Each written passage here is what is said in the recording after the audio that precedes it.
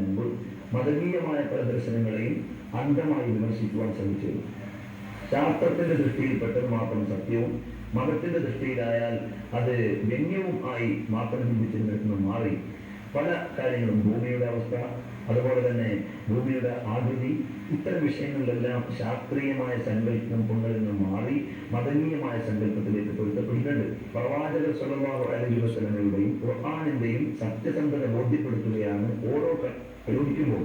1400 സംവത്സരങ്ങൾക്ക് മുമ്പ് ഒരു സയന്റിസ്റ്റും ഉണ്ടാക്കിയ ഇക്വേഷനെ ബേസ് ചെയ്യാതെ, അല്ലെങ്കിൽ ഏതെങ്കിലും ഒരു കണ്ടെത്തലിന്റെ തുടർച്ചയായിട്ടല്ലാതെ, അല്ലെങ്കിൽ ഏതെങ്കിലും ഒരു കണ്ടെത്തലിന്റെ ഒരു ഉപകരണത്തിന്റെ സഹായത്തോടെ അല്ലാതെ ഇത്രയും ആക്യുറേറ്റ് റിയാലിറ്റി പറയാൻ പ്രവാചകൻ സ്വല്ലല്ലാഹു അലൈഹി വസല്ലം നമുക്ക് കഴിഞ്ഞത് അത് ഡിവൈൻ നോളജിലൂടെയാണ് എന്ന് സ്ഥിരപ്പെടുത്താനാണ് ഇത്തരം കണ്ടെത്തലുകളും അല്ലെങ്കിൽ ശാസ്ത്രം മതത്തിന്റെ വഴിക്ക് വരുമ്പോൾ നാം ഉൾക്കൊള്ളേണ്ടത്. മനുഷ്യോൽപ്പത്തി ഇന്നും ശാസ്ത്രത്തിന്റെ തർക്ക വിഷയം.